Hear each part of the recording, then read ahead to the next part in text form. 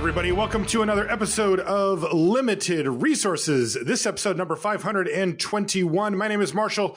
I'm one of your Limited Resources, and joining me on the line all the way from Denver, Colorado, it's Luis Scott-Vargas. Luis, hello, my friend. How are you? Good. You have convinced me to stop cubing for long enough to record the show. But I'm just hoping that I convinced you to do it for actually long enough to record the show and not, oh, well, we're almost done. I'll just go ahead and jump in. Yeah, I watched your stream last night. It was last night, right? Anyway, I watched the stream the last time you streamed, and it was super fun. You had some absurd plays in that. Oh, Cube is just great. Cube is by far my favorite way to play Magic. It just always has been. You know, Adam, friend of the show, Adam messaged me after watching your stream, and he was like, man, he's like, watching Luis stream reminds me how I don't have any idea what I'm doing. Because you just do all this crazy, storm with no wind conditions and also no storm, decks. And he's just like, oh my God, it's a different level. But, my favorite probably was when you and Cheon were watching. This is a while back, and I drafted the worst Stormless Storm deck I've ever drafted. But I was like, if I go 3-0, I'll draft again, because we were supposed to record the show right after. Yeah, and you're like, fine, that you're never going to go 3-0. That's whatever. And then obviously I did go 3-0 with Stormless Storm with like one Kiki, one Exarch after like Mind's Desiring into them or whatever. Yeah. And I remember, I think your opponent made some horrendous misplay at some point. We were just like, oh my God, is this real? Oh yeah. That was a great memory looking back. Although at the time I wouldn't have described it as such. So this week on the show, we're going to have some fun. I was talking to a friend of the show from Loading Ready Run, Graham Stark, and he was like, you know what you guys should do? You guys should talk about mystery boosters. And I've been trying to figure out how to approach the mystery booster thing, because I'll explain what they are and how it works in just a minute. But it's a massive set and not something that we can do a realistic review on. And I've only done one draft of it, so I don't really feel like I'm in a place where I can, be an authority figure on it either. So I'm kind of like, but also these things are going to be cool. And I really wasn't sure. And he goes, why don't you guys just talk about the playtest cards? And I'll explain exactly what those are in a bit. But there are these, crazy versions of cards that you can get in these packs, and they're fun. They're just goofy, and some of them are really powerful. And I thought that's a great idea. And so that's what we're going to do on the show this week. We're going to go over some of the, I don't know how many of the playtest cards that are appearing in the booster packs, mystery boosters. 121. Yeah, there's 121. I don't think we're going to do all of them.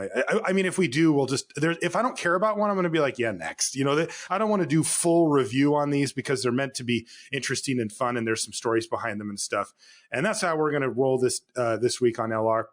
Of course, we'll also fill you in on what the mystery boosters are and how they work and everything as well. Before we get into our main topic, though, let's talk about channelfireball.com. They've got a sweet promotion coming up, 12 days of magical Christmas land, starting on Friday, December 13th. And there's going to be a new offer each day for 12 days in a row. So head to the website, channelfireball.com, to check out the offers each day. You can find all different types of, special stuff for sale, discounts, all that kind of thing. Are going to be refreshed every day as well. So you want to check that out over at Channel Fireball. And then also, of course, the show's brought to you by you via the Patreon. For everybody that supports us on Patreon, thank you. We really, really appreciate it. It helps keep the show rolling, and we're thankful for each and every one of you. One of the ways that I'd like to show thanks is by giving back. And I've actually kind of got lucky. And then, so I ended up getting a set of these. What was that thing called? Oh, man. MTG Secret Lair, the Secret Lair things. Yes, of course, the Secret Lairs. Yeah, and so I actually bought one to give away. Like, I bought the thing, like the 7-pack or whatever, to give away to our patrons. But then I also ended up getting one from a promotion thing from WotC, and I thought, well, I'll just give those away too. So we're going to be doing, in a couple of weeks, I'm going to give away all of them. So it'll be 14 total things, 2 of each of those. One of them's been opened. I don't know if that matters, but whatever. And I'm putting it back in the original box, and then I'm going to send those out to patrons. So all you have to do is be a patron at that time, and you'll be entered. And that's a lot of them. So, you actually have a decent shot. Patron or co-host, right? Yeah, sure. We'll see if you win. How about that? That doesn't bode well for my chances. No.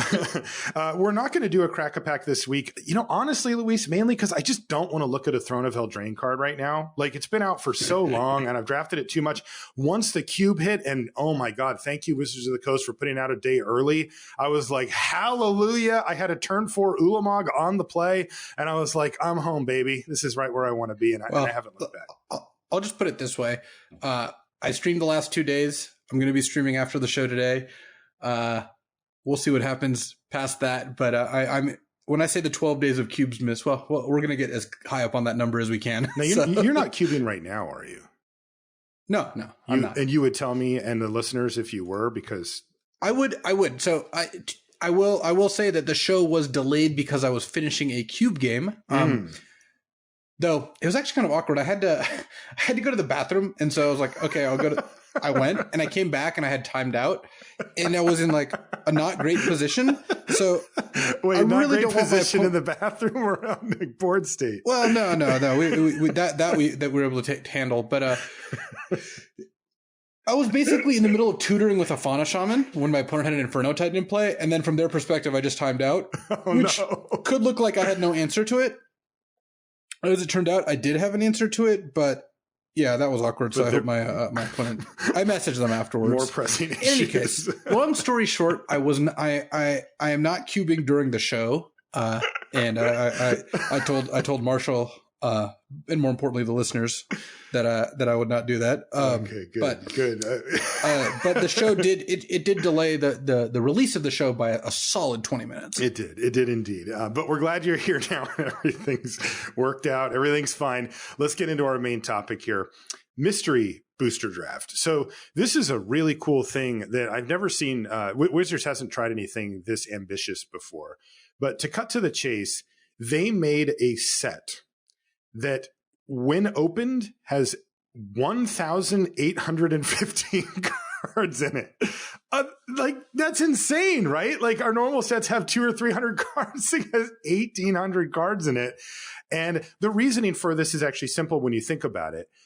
They wanted to make a chaos booster draft set, right? Because people like doing chaos drafts, especially if you go to Grand Prix or Magic Fest or whatever, you'll see people, they'll run them. Like, it's very common to see these things ran, and people will save up their random boosters at home and do chaos booster drafts. And they're really fun every once in a while to do them. And they wanted to recreate that sort of in its own booster pack type thing. But in order to do that, they had to do some kind of interesting things. So the first thing they did is they decided that they were going to print 14 sheets. And if you don't know, Magic cards are printed on large sheets of 121 cards apparently on them. I didn't actually know how many there were. You might have seen them. Sometimes you can win them at Magic Fest, or people have them hanging up at their place if they bought them online or whatever. And these are uncut sheets of cards. Well, if you decide to do 14 of the 121, you end up with 1,694 cards. And so what they said is, well, let's just pick 1,694 unique cards to put on these sheets rather than the normal runs that have like multiples on there. So that's what they did. So there are 1,694 reprint cards. And then depending on where you buy these packs, if you buy them at a Magic Fest, they call them the like convention packs. Then they add an additional sheet of 121 more cards, which are called playtest cards. And these are those weird ones, if you've ever seen them online, that have, it looks like they have like a black and white sticker on the front of them. And they have like pencil drawn art actually by people in Wizards of the Coast. And then, and it looks like there's a sticker on front of a normal Magic card. And that's actually what playtest cards look like in R&D. When they're designing a card, they'll put it into their computer thing, print out a bunch of stickers with the current design of the card, put those on an actual card so they can hold them in their hand and playtest. And then if they need to make adjustments, they just run over, change it, reprint it, and put it on the card again. Well, these are special ones that weren't actual playtest cards in R&D, but rather kind of a cool way to express fun ideas and interesting stuff. They're not legal and constructed, but you can play them if you open them in these packs. For the store version of this, so if you buy these at a local game store rather than at a convention, there won't be any playtest cards, and instead they made a new sheet of foils. So 121 individual unique foil cards that maybe you couldn't get before or whatever. And those will be put in the pack. The thinking on that was, well, if you're at a local game store and you show up and it's like, you're trying to get used to this, or maybe you're just getting into drafting and you open up a card that's a playtest card that's kind of weird. It's not playable and constructed. And you're looking at it like, well, I don't really understand why I'm doing this. I'm trying to build up my collection. You may rather just have like a foil, where if you go to a Magic Fest, you're kind of an enfranchised player at that point, at least on some level. And so you may appreciate the playtest cards and stuff. But at any rate, when you add that up, it's 1,815 cards total. So yeah, this is insane. I mean, have you ever seen a set like this before, Luis? Like, what's the biggest? 350 normally or something? Yeah. This is pretty unique, I would say. I'm not sure. I'm not sure exactly. Like, the way you explained it to me, it made sense that it was basically your restriction is you can't ask for any new real cards, which is how you end up with a set of 1,600 cards or what have you. But I think it's a really cool experiment. And you know what I love about this set is this set was designed just to be fun. And it may seem weird to say that because it's a game, but a lot of the criticism people initially had, of the people who were dissatisfied with this is like, wow, it's not very good value. And, that doesn't have enough of high value, these expensive cards or whatever. And a lot of secondary market cards are designed to have high value cards and be a good EV proposition. This was designed clearly to provide a good gameplay experience. And I love that. Totally. And it's for us. I think it is actually good value. I saw someone do a financial breakdown of this and conclude, this is actually pretty good. But that part is, I think, secondary to the fact that, like, hey, this is a fun thing to do. You will enjoy playing this set. Yeah. And also it's for us, right? It's for the enfranchised players who want to dive in and do a chaos draft or something like that. So I really appreciate that they did this, especially, when Wizards comes out with things like MTG Secret Lair or these commander stuff or whatever, that sometimes people get grumpy about that because they're like, well, you're just trying to, print money or, do this, reprints, special foils that you can't get anywhere else or that kind of thing. Well, this is the opposite. This is like a bunch of cards that are fun to play with. And they even threw some really cool twists in with these playtest cards as well. So yeah, I think it's great. Yeah. So the way that things break down as far as the packs go, it's kind of interesting. When you open one up, I've done one draft of this. They're not jumbled like normal, where it's kind of like, different things in different places. You get 2 white commons or uncommons, blue, black, red, or green. So 2 of each color, either common or uncommon. You get a multicolored common or uncommon. You get an artifact or land common, uncommon. You get a pre-M15 card. I'll say what that is in a second. You get a post-M15 rare or mythic. And then if you're at a convention, you get a playtest card. If you're at a store, you get a foil. So for the pre and post, the pre-M15 cards are printed in their original printing and frame, including the original rules text. So it's just like, here it is. The only difference between it and the old one is there's the little white planeswalker symbol in the lower left of all of these cards. That's the only thing, but they did not go through.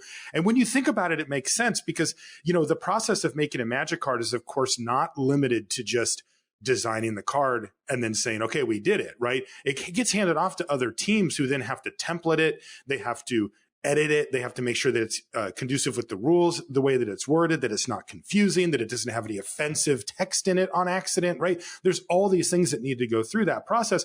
And there's no way, if you wanted to even do reprints where you said, well, remember that card from Mirage? We want to reprint it, but we need it updated. Like, we need Oracle text on it. We need it to be correct.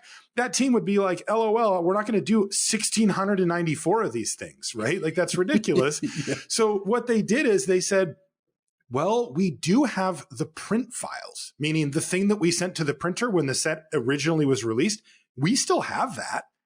If you're okay with using that, then you can use, then 1,694 is no problem because it's no extra work for us. And they were like, sure.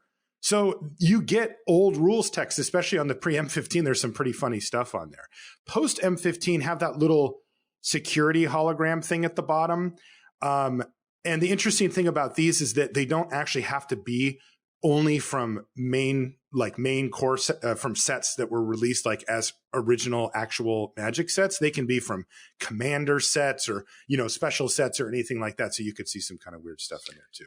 Well, look, once you throw a lot of the normal set restrictions out of the window, that this needs to play well in standard, this needs to, this needs to have cards that are do X for constructed, you can go pretty buck wild. Mm-hmm. And it's very whimsical. And I just love that whimsy. I think that's a lot of what appeals to me about this. All right. Well, if you want some whimsy, you're going to get it. So let's get into these things. We're going to go over the playtest cards and just kind of see what's here, what we like, what we don't, some of these reference things that maybe we can explain if we get it or not.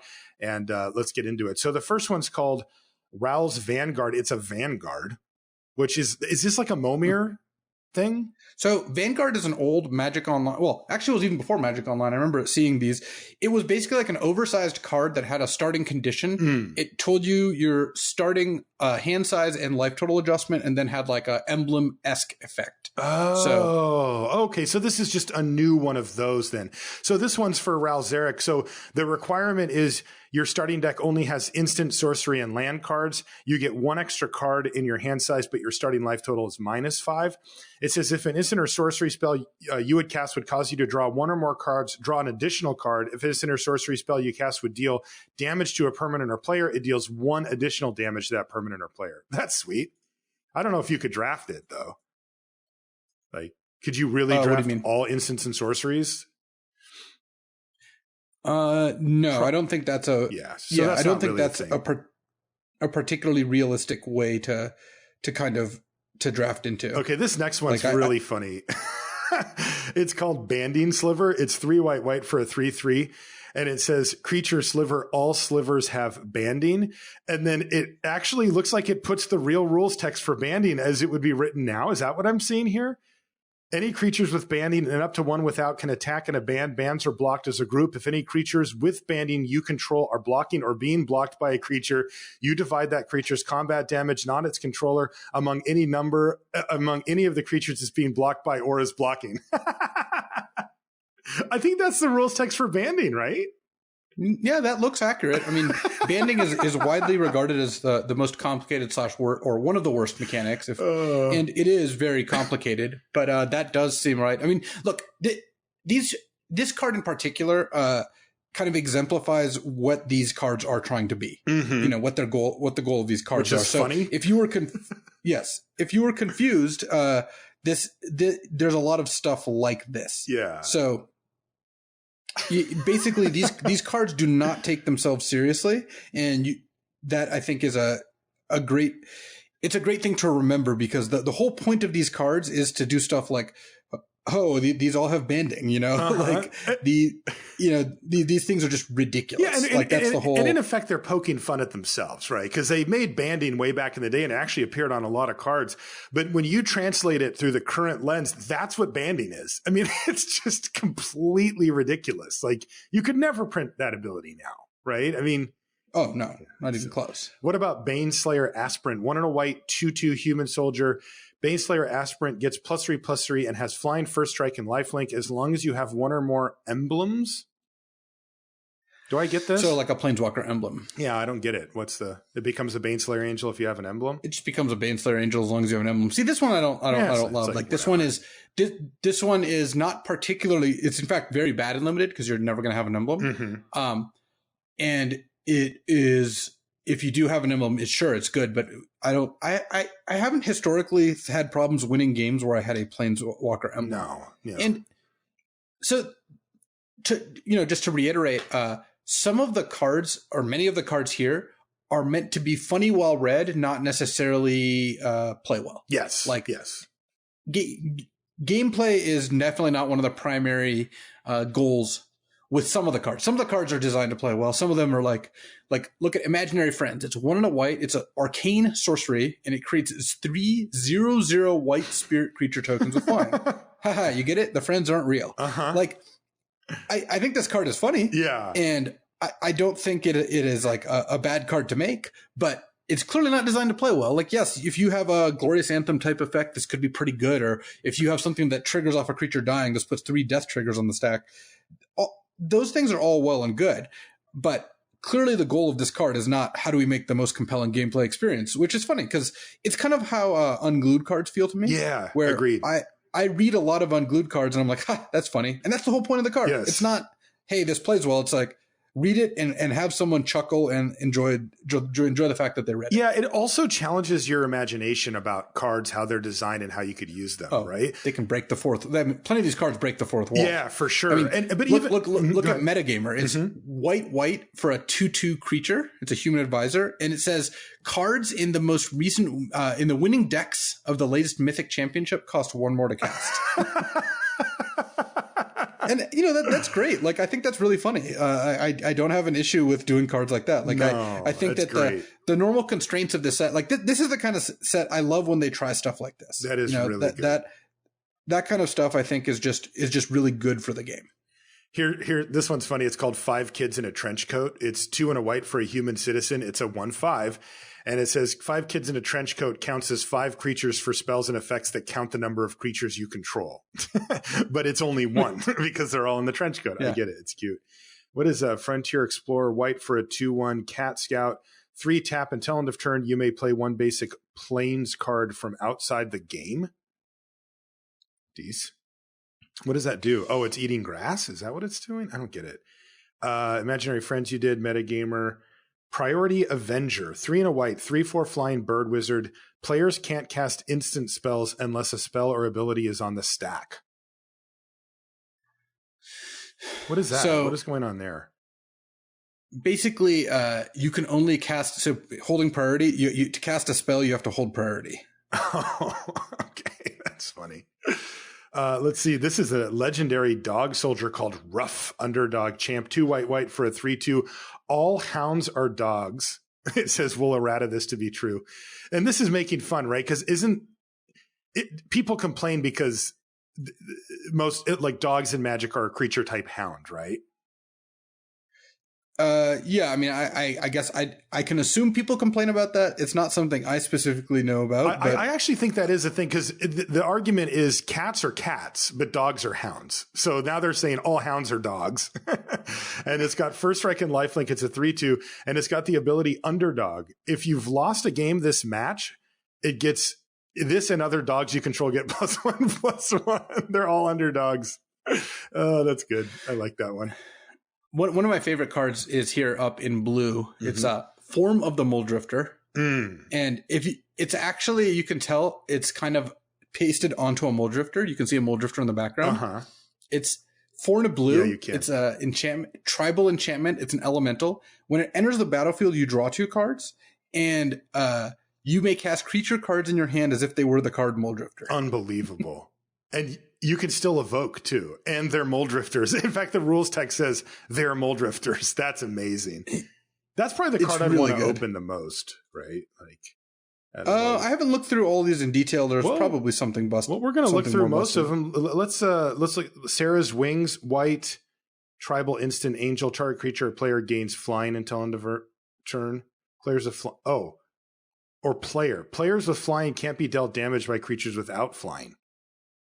Yeah, you're now flying. It's kind of like Form of the Dragon. Okay. They have to have a flyer to hit you. Scaled Destruction, 4 white sorcery. Choose 1 or more. Destroy all small creatures. Destroy all medium creatures. Destroy all large creatures. A small creature has total power and toughness of 4 or less. Medium is 5 to 8. Large is 9 or more. That's kind of funny. Stack of Paperwork. White enchantment. When it enters a battlefield, you draw a card. Oh, look at this. Combat damage uses the stack. Combat damage assignment can be responded to before damage is dealt, like it used to. That's what it says. Oh, I see. Yeah, that's pretty cute. Yeah. So for those of you who didn't play back then, yeah, that is quite a different experience than what you're used to now. Yeah, that was one of the major rule changes that I was around for. That was like, around M10? That happened? Yeah, something like that. Yeah, and that was a very good rules change that was not received well at first, and then everybody was like, oh, yeah, they're right. Oh, interesting. A new change wasn't received well. Yeah, I know, you're shocked. Wizened Arbiter. By the way, wizened, Luis? Wizened. Wizened. Isn't it wizened? It's wizened, and you know what it means? It means wrinkly. Oh. From age. Yeah, I had to look it up because everybody was playing what's his name? Gadwick. Gadwick, the wizened? Wizened. It's wizened. He's wrinkly and old. I looked it up. Wizened Arbiter, white for a 2/1 human, blah, blah, blah.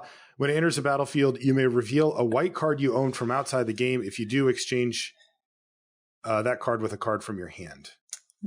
What is this doing? So it's a wish from. I mean, see, this one is not particularly funny or good. No. So just go to the next really one. Yeah, 1 and a white sorcery. Go ahead. We should start letting people know how good these cards are, though. You got to know when you got a bomb on your hands. Okay, so how about that? If we see one that you should take if you're doing one of these drafts, we'll note it. How about that? Mm-hmm. So Scaled Destruction that we did a minute ago, you should take that one.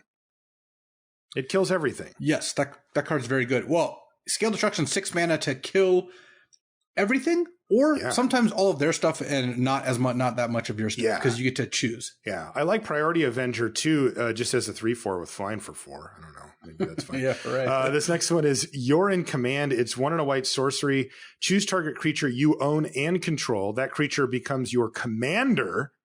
Any other commanders you have are no longer your commander. This creature starts with a commander tax of 0. This card's very good. What does that even do? Oh, it means you can bring it back. Okay. It means if the creature dies, you can recast it for 2 more mana. Okay. Plus it's normal. But hold on a minute. Can I still cast things of different colors? I assume so. Your deck, it doesn't change your deck. Okay. Then it's Commander good. just changes your initial deck legality. Then it's good. I guess I don't 100% know. Also, I guess it means if you do 21 damage with your commander, they die. But that's, I think, not super. But if super you have a really great. good card, especially in Enter the Battlefield one, and you're in command it could just come back over and over. That's pretty good.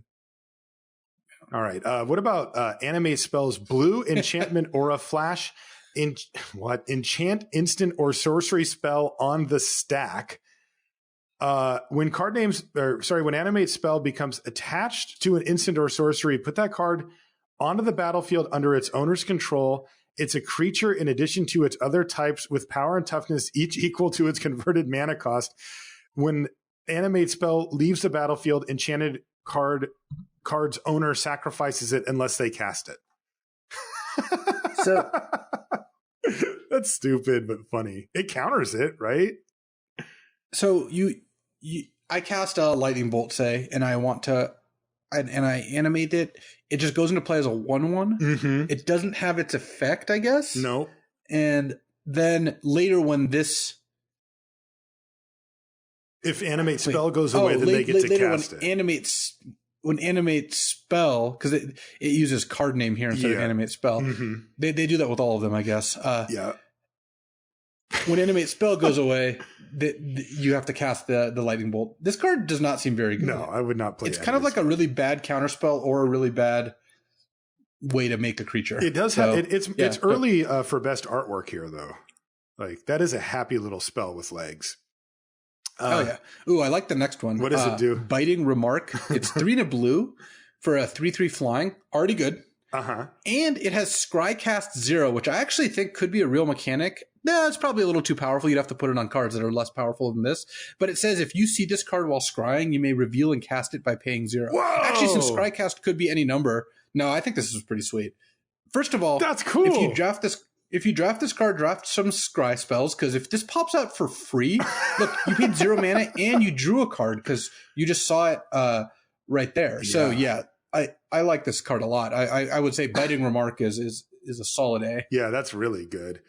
Command the Chaff is 4 blue instant. Look at target opponent's sideboard. You may cast a card from that sideboard without paying its mana cost, and then you exile Command the Chaff. That's funny. Yeah, I think it's probably not good enough because at 6 mana, oh my god, maybe they drafted some Progenitus or type card or some 8-drop, but most of the time you're going to cast this and just cast a mediocre card that costs 3 or 4 mana. Yeah, that's much more likely. Control win condition, 4 blue creature. First playtest card I ever saw. Oh yeah, what does it do? It's 4 blue for a whale. It can't be countered, and it has Shroud, which for those who don't know is essentially it's hexproof, except you can't target it either, just completely untargetable. And it's an XX, where X is equal to the number of turns you've taken this game. And it tracks even in your deck, including there's an admonition. If this is in your deck, please keep track of the turns. This means you, Mark.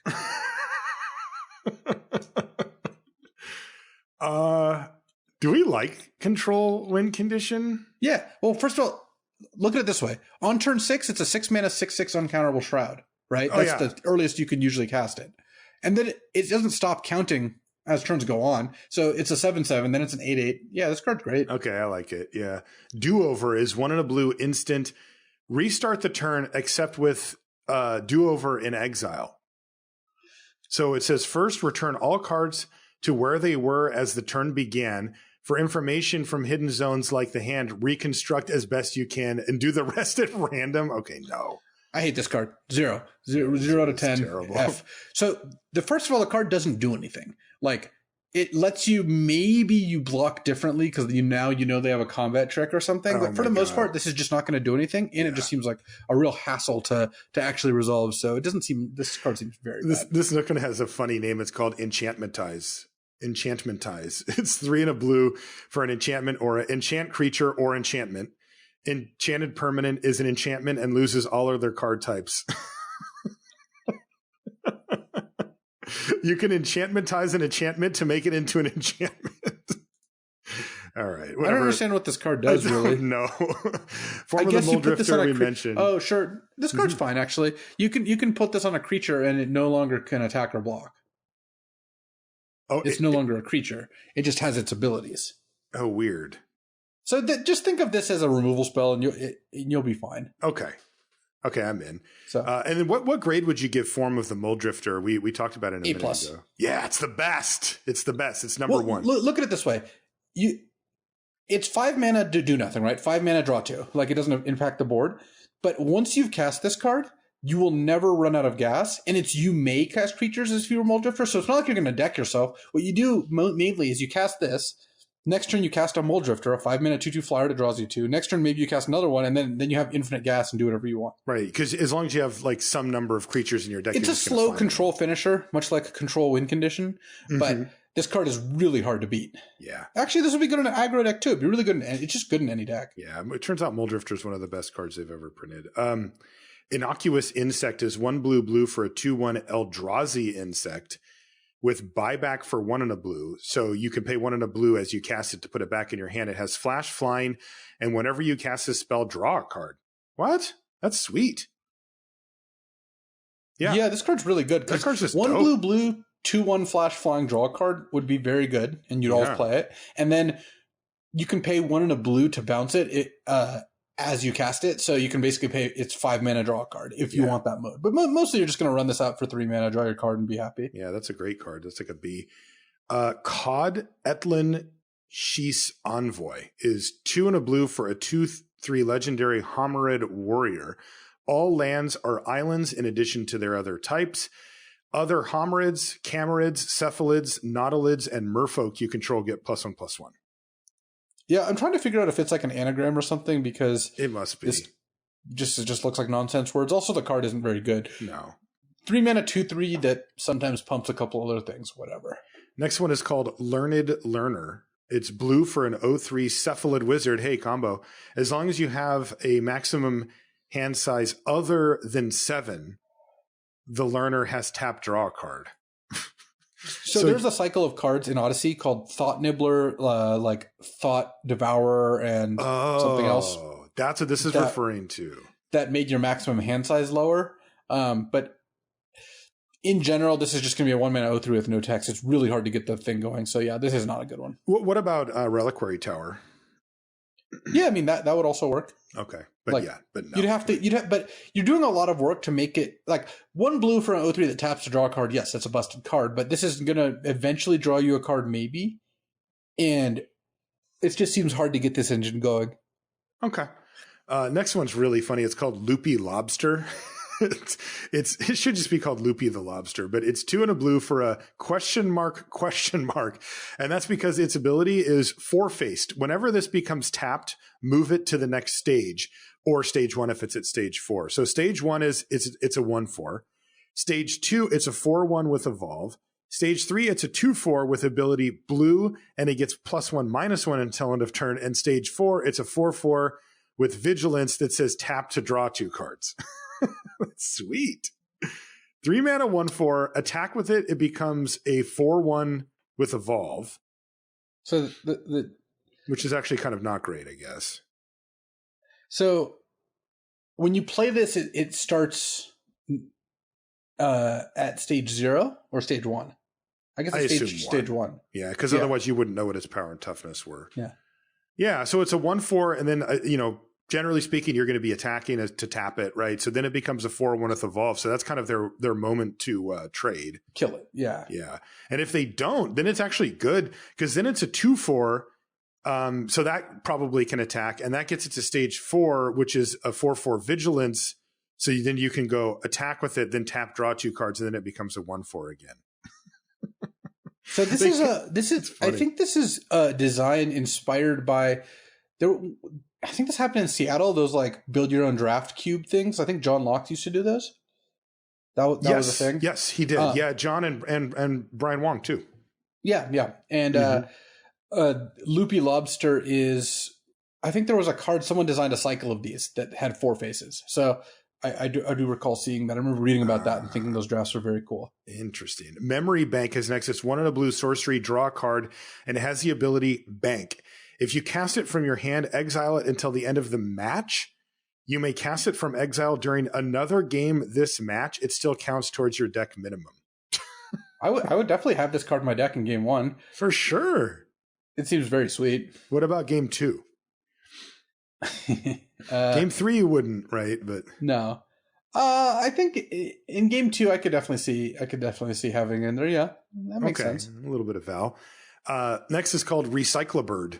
It's blue for a 1/1 creature bird. Yes, it has flying. When it dies, put a flying counter on target creature you control. They don't explain what a flying counter is. Does that I think we can make that assumption.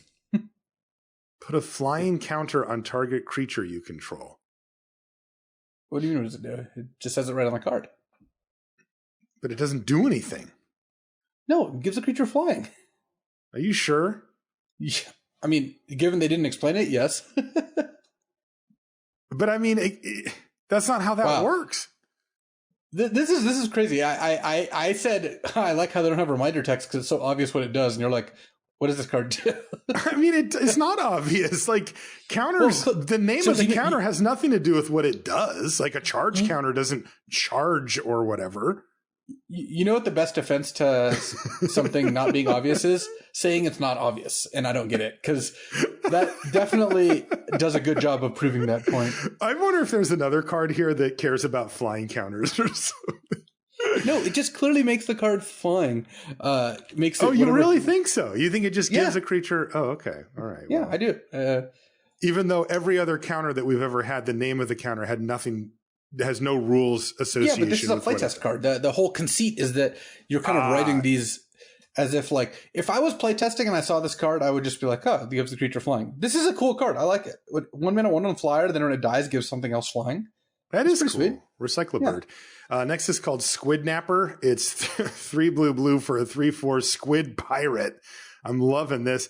When it enters the battlefield, gain control of target creature an opponent controls until it leaves the battlefield, or that player pays the ransom. The ransom is 6 mana and 2 life. Yeah, I think this card's pretty sweet. The name is awesome. Someone actually tried pretty hard on the art. Whoever drew this did a really good job. Holy crap! That looks like real artwork. Yeah. Yes, and you basically, it's a 5 mana 3/4, and then if you can play this on turn 5 and you're on the play, it's going to be great because you get to whack them for a turn. And then even later, 6 mana and 2 life is no joke. This is a pretty sweet card. Yeah, Squidnapper is really good. I would play that for sure. The Grand Tour, 1 in a blue instant, exile target permanent, then put it into its owner's hand. Exile target permanent, then put it into its owner's hand. That player discards that card, then puts it on top of their library, then they put it onto the battlefield.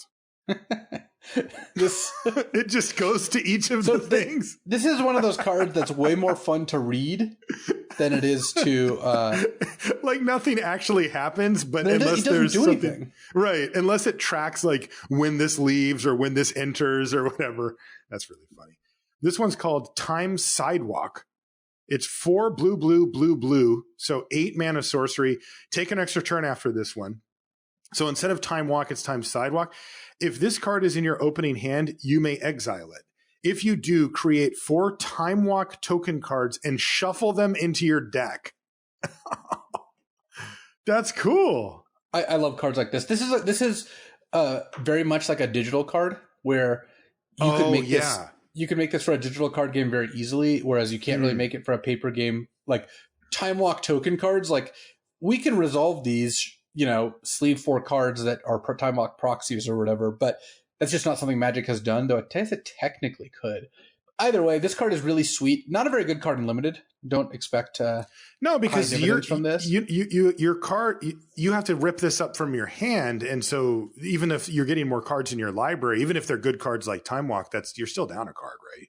Yeah, and Time Walk is good, but Time Walk is not like as insane as most people, I think, suspect, or like they all think it's insane in most Limited decks. Like if you got to put a Time Walk on your Throne of Eldraine deck, like it's better than most cards in the set, but I would rather have an Oko, for example. Oh, definitely, right? Like it's a good card. It's not a busted card. Truth or Dare, 1 blue, blue sorcery. Target opponent chooses 1. Truth. That player plays with their hand revealed for the rest of the game. Dare. Mill all but the bottom 10 cards of that player's library.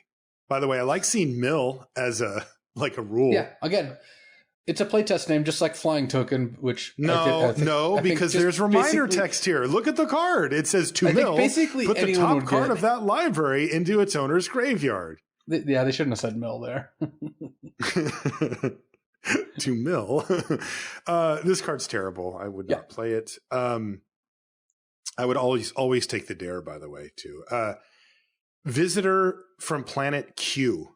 So this is some alien. Yes, it is. 1 and a blue for an 0/4 instant creature alien. What? All creature cards you own with flash are instants in addition to their other types. Whenever you cast another spell with 2 or more card types, you may draw a card, then discard a card. Whatever. So, I love it, but it doesn't seem great. Yeah, this card's pretty bad. I mean, you'd have to have basically a lot of flash creatures, which is just not going to happen. Right. Blood Poet is next. This is black. It's 2 and a black for a creature vampire cleric. It's a 3/2 with Spark. Activate Spark abilities by spending or giving yourself Spark counters. Activate only 1 Spark ability per turn and only as a sorcery. +1. Blood Poet gains lifelink until end of turn. -3. Target opponent discards a card. You gain life equal to its converted mana cost. I don't understand. What? This is like some weird planeswalker-y thing or something? So it is, yeah. So +1.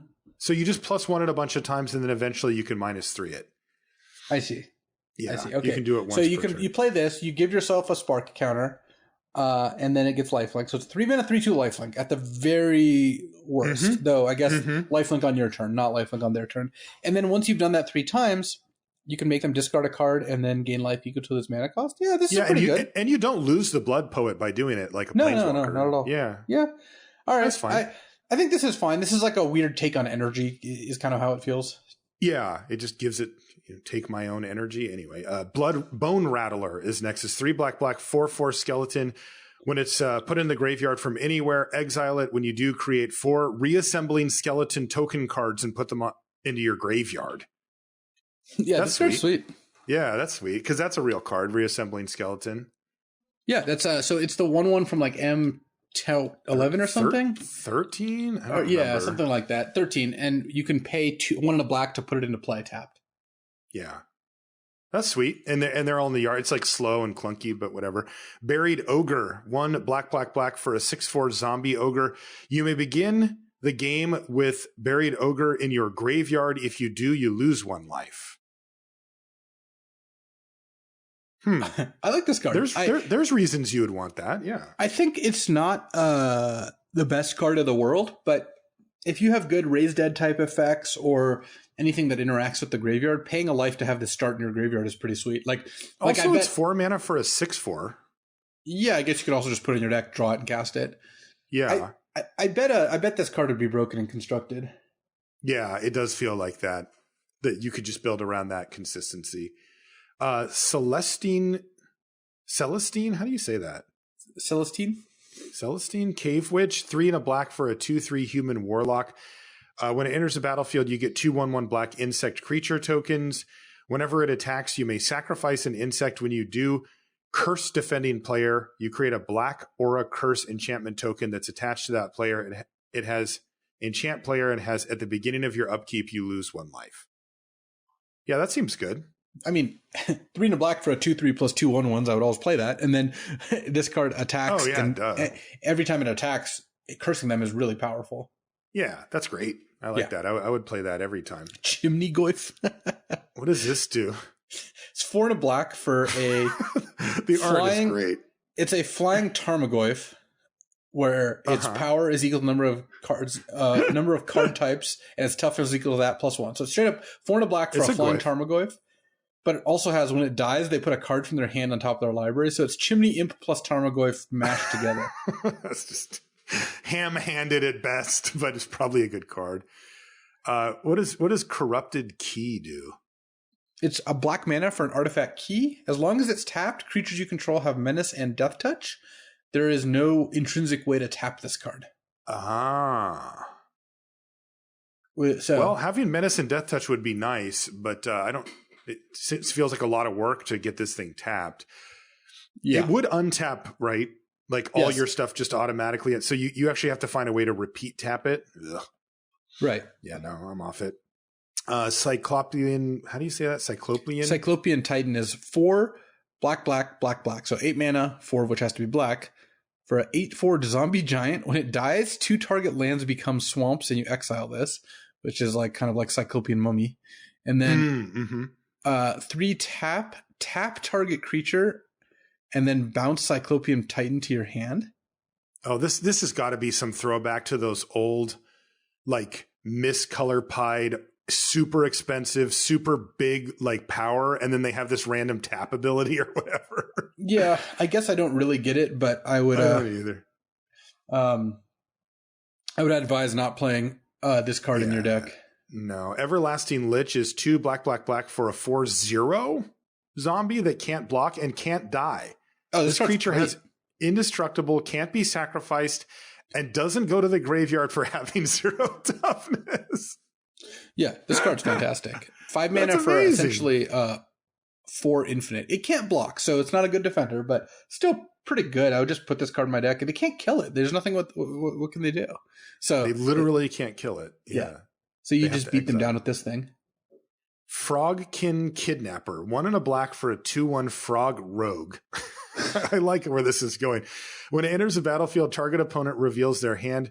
Choose a non-land card for it. Ransom that card. Yes. Exile. Its owner may pay 3 at any time to return it. This ransom is a sweet thing. Yeah, this feels like it was this and the Squid Napper, I think, were developed in parallel, but they have a similar thing. And this looks like it would play pretty well. It's a 2 mana 2/1 that makes them spend 3 mana at a future date. That's pretty sweet. Gunk Slug, gross. 2 and a black for a 2/3 slug. When it enters the battlefield, create 3 gunk token cards and shuffle them into target opponent's library. Gunk is a colorless sorcery card with no mana cost that has cycling 4. I love it. It just gunks up the works. I absolutely love Gunk Slug. I would play the heck out of that card. Oh yeah, this card seems great. It's just amazing. Oh man, this sounds like something you would say. This card's called Large Pox. Well, there's small pox, there's pox, and now there's large pox. It's black, black, black, black for a sorcery. Each player discards a card, then loses 1 life, then sacrifices an artifact, a creature, an enchantment, a land, a planeswalker, and a tribal permanent, then exiles a card from their graveyard, then puts the top card of their library into their graveyard, then removes a counter from a permanent they control, then gets a poison counter. Yeah. The card, largest of boxes. Yeah, this card's not good. That's great. That's amazing. This next one's also really bad. It's called One with Death. And it's black instant, and the rules text is you lose the game. That it's printed, it's stuck onto a 1 with nothing, right? Is that what that is? So I highly advise against playing One with Death. Spell Morph, Raise Dead. Black instant, return target creature card from your graveyard to your hand. Spell Morph, black. You may cast this card face down as a 2/2 creature for 3. Cast it any time for its Spell Morph cost. Ooh, that's kind of interesting. So this is a mechanic you could just make in a regular set where you basically have spells and then you can play them as a 3-mana 2/2 face down creature. And then if you want to cast them in later for the spell ability, you can pay a mana to like flip and use the spell. So all right, so it's more for spells rather than more for a creature. Okay, that's cool. I like it. What is this? Sunimret? Sunimret? Yeah, it's Terminus backwards. It's Terminus backwards. Oh my God. I've spent so much time trying to figure out if that's an actual word and it's just stupid Terminus backwards. Whatever. Sunimret is 4 black for a sorcery. Reverse Miracle for black. If this card is on the bottom of your library as you begin searching it, you may cast it for paying its Reverse Miracle cost. Exile all creatures. That's great. Reverse Miracle. I get it. Is this good? No, right? Well, 4 black, exile all creatures is a card you could play in limited and it wouldn't be terrible. Oh, yeah. That's true, yeah. And then, but if you're shuffling and this is the bottom card, this is just not going to happen. How many times in a game do you shuffle? Right. Like 0 to 1 or something? So the best is to scry it to the bottom and then shuffle? Yeah. That's really funny. Swarm of Locusts is 1 and a black creature, insect locust, 1/1 flyer. Whenever it attacks, it gets +1/+0. And tell end of turn for each other locust you control. I get it. It's not a locust, it's a locust. Yeah, so it'll like trigger off of the lands or whatever. Yeah, that's cute. Underdark Beholder, 4 black, 6/6. It enters a battlefield with 10 ice stock counters on it. If it would be dealt damage, remove that many ice stock counters from it instead. If you can't, sacrifice it. Whenever it attacks, reveal cards from the top of your library until you reveal an instant sorcery enchantment card with converted mana cost less than the number of ice stock counters on it.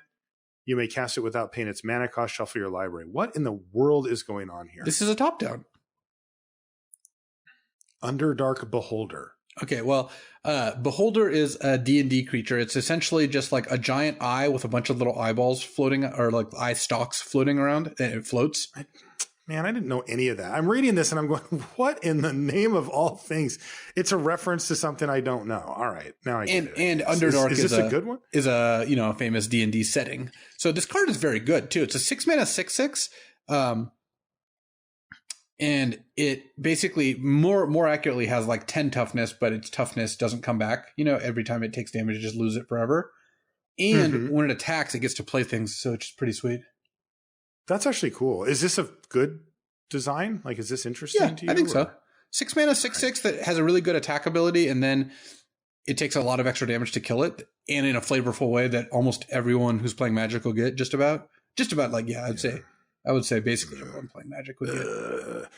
Next one. Well, people who like real gamers, at least. I'm sorry. I know. I don't get it. Next one is Witty Demon, which is 1 black for a 4/3 flying demon. Nice. When it enters a battlefield, if your starting library had at least 13 cards over the minimum, search your library for a card and put that card under your hand. Wow. So if you put 53 cards in your limited deck and cast Witty Demon, you get to Demonic when it ETBs, and it's a 4/3 flyer for 3 mana. Yeah. Nice. If you play for real and you play a 40 card deck, it does 4 damage to you instead of that whole searching thing. But whatever, that's even still pretty good. Yeah. That's it. Yeah, I like Witty Demon. Yeah, I think this card is it's sweet for 2 reasons. One, it's pretty powerful, so like if you take it, you get to put it in your deck, and I think you'll do well with it. The second, and most important, it gives you an excuse to play 53 cards. Yeah, if you've been looking for that excuse, here it is. Actually, is he doing stand-up? No jokes, though. I think most times in this format, because you end up with a lot of random playables, this is probably worth putting 13 extra cards in your deck to play. Yeah, especially because of the nature of this set. Like, you do not find yourself where you're just like, well, I just can't play any of these cards unless you missed on a color. Next is called Zyru Spectre. It's 2 black for a 2/2 flying Spectre. Whenever it deals damage to an opponent, that player discards a card unless they challenge you. If challenged and you show them 2 black cards in your hand, they must discard 2 cards. Wow. Okay. I guess they know right away, right? So like you should know if well it's going to trigger. You know. So that's what I'm saying. Like you shouldn't attack with it if they're playing black, right? No, so you play this and you attack. And, I misunderstood. And they either discard a card or challenge you, and if they're wrong, they discard 2 cards. Oh, I see. Okay, that's right. Sweet. They discard nothing. Yeah. You would always attack with this, and basically you would end up. The mini game is you attack. You have like 4 cards in your hand. They decide not to challenge you. Then you play a black card. Then next turn you attack, and they're like, "Well, I think I'll challenge you this time." You're like, "Haha, 2 black cards. Taste it." That's great. And it is a big swing. Yeah. Yeah, I like it. Next is, it's not Yawgmoth's Will, it's Yawgmoth's Testament. It's 2 and a black for a sorcery. Until end of turn, you may play face-up cards you own from exile. So this is another one of those funny cards to read that don't play well, because this lets you cast all your exiled cards. So the joke is you cast Yawgmoth's Will, exile all your cards, and then you cast Yawgmoth's Testament, Yawgmoth's Last Will and Testament, you see? And you just play those cards again. In a game of Limited, this isn't really going to happen. So yeah. Red, Bombardment, red sorcery. Has this name never been used? I guess not. It's always been Goblin Bombardment or something. They burned this one word cool thing on this? What is going on? They could just make another card with the name Bombardment. I don't think there's any. Oh, okay. Red sorcery, until end of turn, cards you own that aren't on the battlefield lose all card types, costs, names, and abilities and become red sorceries named Missile that cost red with Missile deals 2 damage to any target. It turns, until end of turn, everything into shocks. Yeah, so red or sorcery. It turns all your shocks. cards in your hand into shock. It actually turns all your cards in your graveyard into shocks and all your cards in your library into shocks. But I don't really think there's a good way to take use of that because it doesn't say anywhere that you can cast cards out of your graveyard or library. So it essentially is paying a mana to turn your whole hand into shocks, but you're down this card. My guess is this card is good because play this, discard 2 lands to 3 mana, deal 4 is not bad. You can save up for this. It's not great or anything. Mm-hmm. No, seems all right. High Troller. I like this one. This is you, buddy. This one's you. What does it do? It's 3 and a red for a 4/1. It's a Troll Shaman. All targeted spells and abilities cost 2 less and have their targets chosen randomly. So if I had 3 mana kill a creature, it only cost 1 mana, but it would be random. Oh, that's sweet. All right, now we're playing Hearthstone now. That is a good troll. Impatient Iguana. 1 and a red for a Lizard Wizard. It's a 2/1, and if it's in your opening hand and you're not the starting player, you may reveal it. If you do, you become the starting player, and it has haste. So you can re-steal the die roll? I not only think this card would be fun and good, I think you could print this card and it'd be a pretty sweet constructed card. Seriously, because it's like underpowered, but the draw has become very well worth it. Yeah, you probably only side it like in best of 3. You'd only have this in your deck when you're after you've lost a game or won a game rather. So right, that's kind of interesting. Lazier Goblin. It's red for a 2/1 goblin with Motivate, 3 and a red. This creature can't attack or block unless you have paid its Motivate cost once. Motivate as a sorcery. When it enters the battlefield, it deals 2 damage to any target. I like it. Well, I mean, it's 1 mana for a sorcery speed shock no matter what. And then at some point you can basically also a 2 pay 4 mana to motivate it and make it start doing things. So yeah, that's great. It's kind of like a shock with flashback, make a 2/1, which is obviously great. Yeah. Yeah, I like Lazier Goblin. The next one's pretty good. Lightning Colt. 3 red for a 3/3 horse. It's an instant.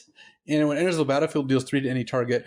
Another one, which is like the whole thing is just the joke is the name. Though this card's obviously also very good and limited. 5 mana, 3/3 flash with it deals 3. That's very good. Instant creature horse. I like it. Mana Abundance, 2 and a red. World Enchantment. Oh man, what are those again? I don't even remember. If a player would add mana, instead all players add that mana. Oh my god. Yeah, okay, that's ridiculous. Planequake. X red for a sorcery. Card name deals X damage to each creature without flying and each planeswalker. If X is 10 or more, open the Uncovered Cavern plot booster. So neither of us know what that is, and I do not intend to find out. Yeah, that being said, X and a red sorcery dealing X to each creature without flying is a card I would love to have in any limited deck. So just cast it for not the 10, so you don't have to worry about whatever that other thing is. Yeah, maybe it's a good thing. Maybe it's busted. Who knows? Yeah. The name on this one is fantastic. It's called Problematic Volcano. It's 1 red for another world enchantment. When it enters the battlefield, it deals 4 damage to any target. Then, starting with you, each player assigns their creatures to the left or right of the volcano. Creatures enter the battlefield to the left or right of the volcano. Creatures can't block creatures on the other side of the volcano. I love it. So this is a throwback to Raging River, which is a card from Alpha, which lets you separate your attackers and blockers onto each side of the river, and they can only interact with cards on that side of the river. This is really sweet. First of all, 3 mana to deal 4 damage, pretty low floor, or rather high floor. So you're already starting pretty nicely, and I think this card would be really fun to play. So is the idea here that like it explodes with the 4 damage, and then it's like the ash that is, or it's just they can't get around it, like they're scared anyway, whatever. Yeah. Queue of Beetles is 3 and a red for a 3/3 creature insect with haste. It says the stack is now first in, first out instead of last in, first out. The first spell or ability on the stack is the first one to resolve. Yeah. I think this card would just be really, really annoying to play. So why is it a queue of beetles? Why is it an insect? I don't know. Okay. Red herring. Okay, this could be funny. This is 1 and a red for a 2/2 creature fish. You can pay 1 and a blue to exchange red herring from your hand with a permanent you control on the battlefield or a spell you control on the stack. If that permanent or spell was the target of a spell or ability, change that target to red herring. This is fantastic. I love it. Yeah. Oh man, red herring is too good. That's really funny. Seasoned Weaponsmith is 2 and a red for a 5/2 bird warrior with tasty. Seasoned. This creature can be attacked directly. If it is attacked, it can't block creatures that didn't attack it. Speaking of Hearthstone. Yeah, basically it turns into a direct attack game. I mean, this card is not very powerful because the whole problem with 5/2s is it trades for 2/2s, and this lets their 2/2s attack it directly. I do like the tasty. Right. I like the tasty videos on Facebook, but I also like the tasty, like kind of ability. I think it's a kind of cool card ability to scatter here and there. It'd be more interesting on a creature that wasn't so bad with it on it, I think. But yeah, seasoned is funny too. Siege Elemental 4 red for a 6/6 trample. Untapped creatures can't block. Tapped creatures can block. This is kind of sweet because blocking creatures first of all have like blocking, like summoning sickness, right? Like when you play it, it can't block immediately, and it forces people to attack in order to have actual blockers. I think this will change up the game in an interesting way. Yeah, it's also a 6/6 trampler for 6. That's kind of sweet. Throat Wolf. Does this ring any bells for you? Yeah. Throat Wolf is a classic like urban legend card from the 90s that I remember like people being like, yeah, Throat Wolf, Throat Wolf's this like super broken card that, that exists, but, it's very rare. And it turned out there's just no such card. It was rumored to exist. Okay. It's funny because I had not heard that rumor ever, but when BDM saw this, he just about flipped out because he was like, oh my God, I'm glad you had heard of it too. It's 1 red for a 3/1 summon wolf. Well, we finally get to see what the infamous Throat Wolf actually does. You can cast it during an opponent's combat phase. It has Firstest Strike. This creature deals combat damage to creatures before creatures with First Strike. And after each opponent's first combat phase of each turn, there's an additional combat phase. Only Throat Wolf can attack during that combat phase. So basically, it's 3/1 Uber First Strike, and then it also gets to attack them during their turn. During their turn, it's like the first strike. It doesn't have vigilance though, so no, you can't attack on your turn, then attack on their turn. No, you can flash it in, eat something, and then attack them all on their turn. Yeah. That's cute. Here's a Planeswalker. This is Tibalt the Chaotic. It's 1 red for a 4 loyalty. Tibalt. You can +1 to cast a copy of one of the following cards at random. Ignorant Bliss, Crack the Earth, Blazing Volley. I don't know any of those. -3, cast a copy of one of the following cards chosen at random. Seething Song, Dance with Devils, Flame Break. Okay. -6, cast a copy of one of the following cards chosen at random. Hellion Eruption, Insurrection, Warp World. I love this card. I think that it's actually not terrible either. And, you know, even though there's a range of outcomes, I think you would play this card if you were red most of the time. And it looks like a lot of fun. Makes me nervous. Warp World, whoops. What is this? Transcantation? 1 and a red for an instant. Target instant or sorcery spell becomes a copy of Lightning Bolt. Its controller may choose new targets. I mean, what is going on here? Terrible, but it is funny. What is it? What is it? I don't get it. I don't really get the joke, but what it does is you can counter their spell by making it into a lightning bolt, but then they get to choose targets so that you're still getting owned, or you can spend 2 of your spells to make your own lightning bolt. Also seems bad. Okay, yeah, that's pretty good. Trial and Error is red for an elemental instant fire. Whenever card name is countered or fizzles, that's interesting because anyway, whatever. You may copy it and choose new targets for the copy. Card name deals 3 damage to any target. So it just resolves. Basically just uncounterable. Red deal 3, which obviously is fine. Lightning bolt. Yeah, it's fine. It's also an elemental instant. Geometric Weird is next. It's red for a 1/1 weird. At the beginning of each end step, you may have card name. You may have Geometric Weird's base power and toughness each become equal to the greatest number of spells and abilities from different sources that were on the stack simultaneously this turn.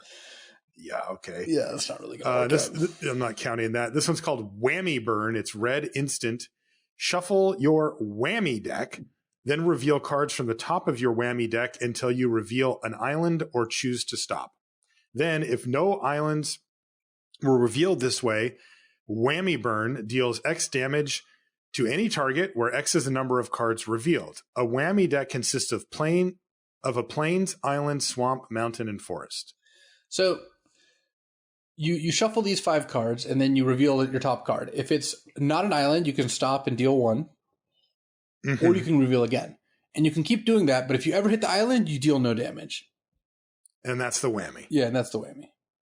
Okay, I get it. So what do you get on average? 2.5 or whatever? Yeah, I think like something like that. Okay. Yeah, seems fine, I guess. Green is Bear with Sets Mechanic. I like the name. This is very on the nose for us limited players.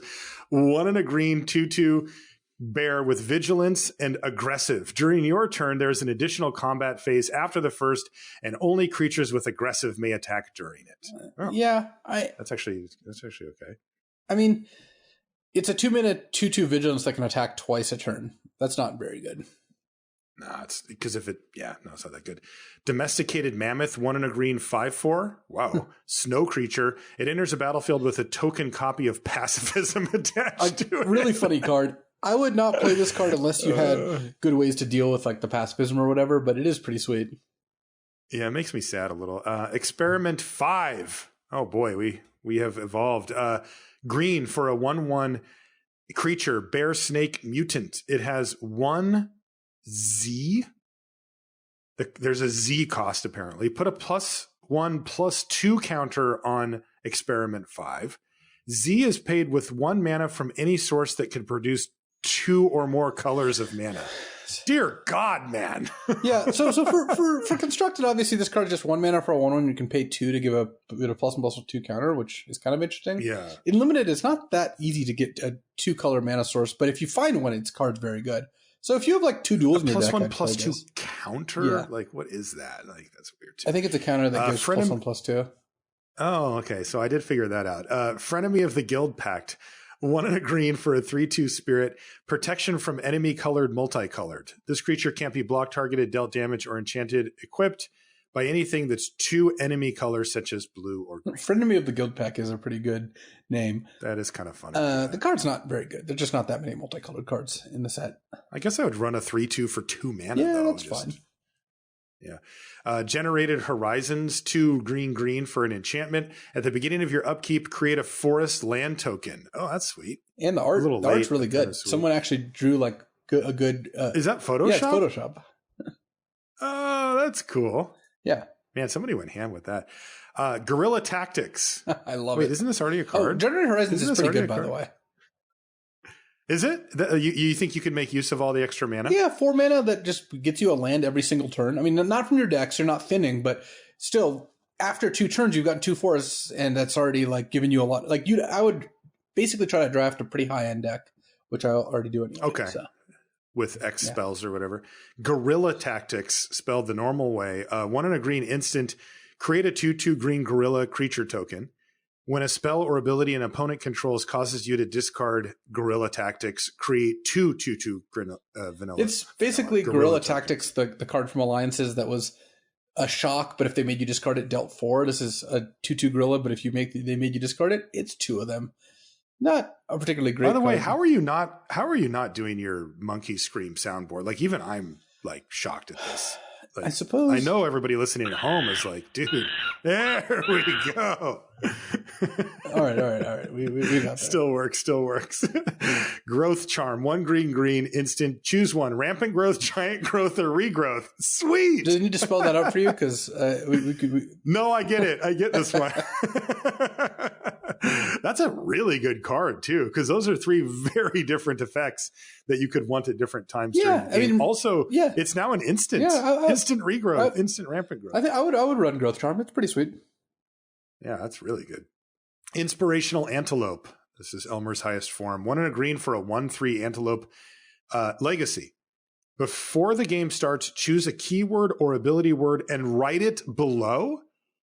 And then it says spells with blank. So whatever keyword you put in there, you cast costs 1 less to cast. Oh, womp. That's not very good. Interplanar Brushwag. 3 and a green for a 6/4 Brushwag. It has interplanar. This creature enters a battle or enters onto the interplanar battlefield. Players can't control creatures on the interplanar battlefield. Vigilance and haste. So it's 6/4 vigilance haste that enters onto a battlefield where you cannot control it. Whenever a player attacks with a creature with power 4 or greater, interplanar Brushwag also attacks the player or planeswalker that creature is attacking. Okay. So you play it and you don't actually get it on the battlefield. It goes into sort of like, just think of it in exile. Yeah. And then whenever a player, so it's sort of just waiting on the sideline. And whenever it sees a 4 power or greater creature, it's like, let me in there too. And it goes rushing in with it. So you do open up the ability for your opponent to have access to this, but obviously you try to build your deck to take better advantage. Yeah. I think this card is probably pretty good if you can enable it, because haste is pretty good. And 6/4 is big. And it's huge, but it's also... Why does it need? Yeah, it's a kind of weird one. Oh, I see. And you just get it then. Yeah. Okay. So you just need to be the first one to do it. I get it. That's cool. Crozen Adaptation.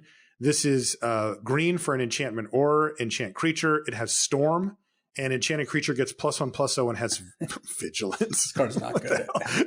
You get all these extra instances of Vigilance. That seems bad. Morrow's Gone Nuts. Green for an enchantment. Double any effect that doubles. And then it says in parentheses, it quadruples. Okay, that's kind of fun. Yeah, we're not. This doesn't do anything. That's not for us though. Patient Turtle, 2 green for a turtle. It's a 3/3. When it enters the battlefield, it enters the battlefield with 2 +1/+1 counters on it. If you didn't go first this game, yeah, I again don't mind cards like this. I think that this is pretty sweet. Definitely board them in if you're on the draw. If you're going to be on the draw, anyway. 4 mana 5/5 is great. When does the player actually have to say whether they're on the play or the draw? After you present, but before you draw your opening hand. You present. So you could, if you see them cast this in a game, you could then choose to draw in game 3 or something. Get them. Plain Merge Elf, 4 and a green for a 3/3 elf warrior with land ship. At the beginning of your upkeep, you may look at the top card of your library. If it's a land, you may reveal it. If you do, you get a 1/1 green elf. That's amazing. Kinfall. Whenever a creature enters the battlefield under your control, if it shares a creature type with Plane Merge Elf, creatures you control get +1/+1 until end of turn. And it does. Wow. Okay. So this is a mix-up of landfall and kinship, but they just switched them around. But this is a great little package. Yeah. Every land you would draw, you get a 1/1, and every time that happens, your team gets +1/+1. Yeah, this card is very good. Yeah, that's insane. Soulmates. It's 2 and a green for an enchantment aura. Enchant 2 creatures. Enchanted creatures each get +1/+1 and have hexproof. When one of the enchanted creatures dies, destroy the other. Aww. Yeah, this card's sweet. I think it's probably decent too. Like, I mean, it doesn't end well, but yeah. I mean, basically you want to put this on some flyers or whatever. You can't trade them off, but +2/+2 and double hexproof for 3 mana is a very good deal. Yeah. Vazal the Complete, spelled the weird way. 3 GGG for a 7/7 mega legendary. It's a legendary artifact creature Phyrexian, but it's mega legendary. Your deck can only have 1 copy of this card. Yeah, so which is how Legends used to work, actually. Oh, really? When the card set Legends came out, which all Legends, you could just have 1 legend in your deck, of course. They're legendary. Oh, I did not know that. I like it. That actually feels like there's some space there for Mega Legendary to be real.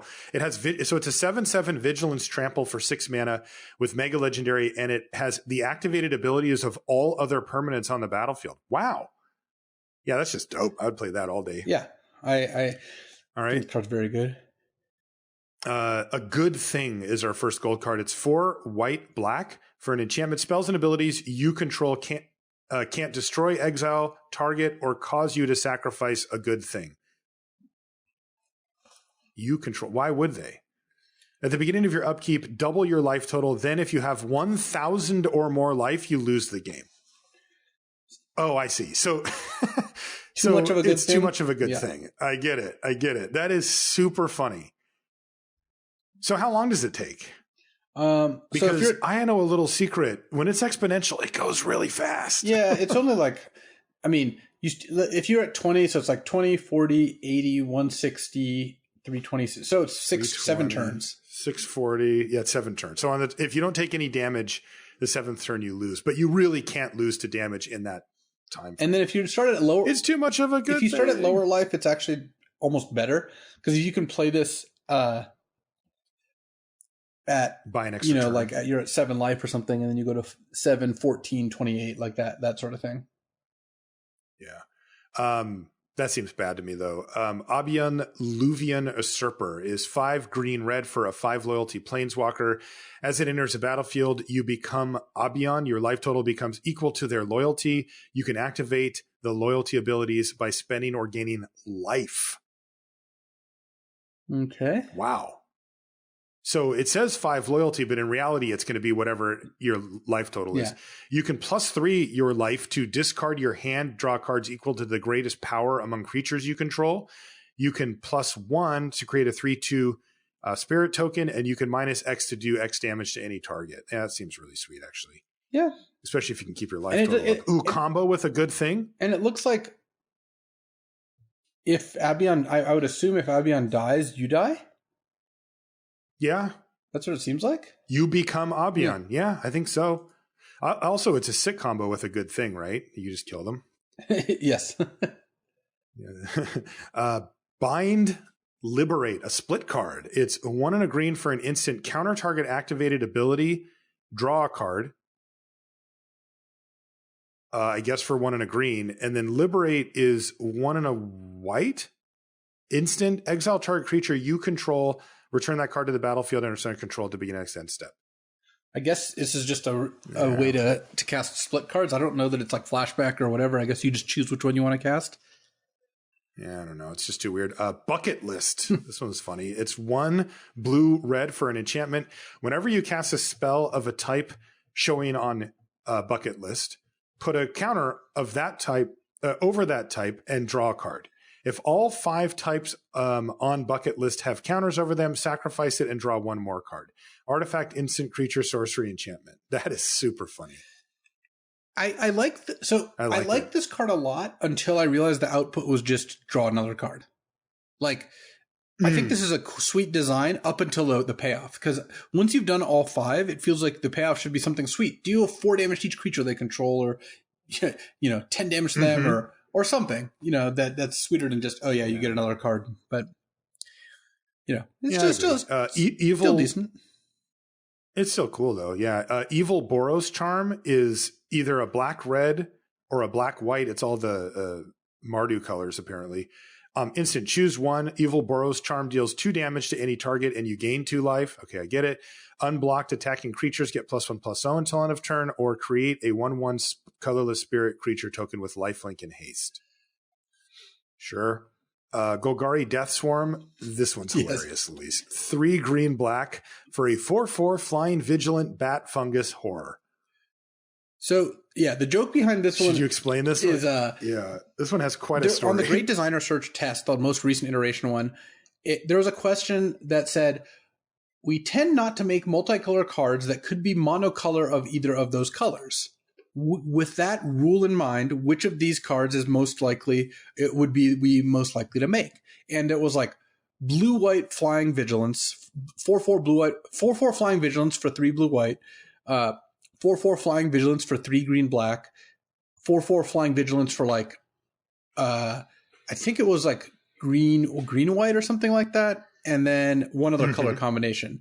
And the answer was green-black. Which was just wrong. I mean, that just did not sit. Yeah. And the people that took the test were upset because it was like, that's just ridiculous.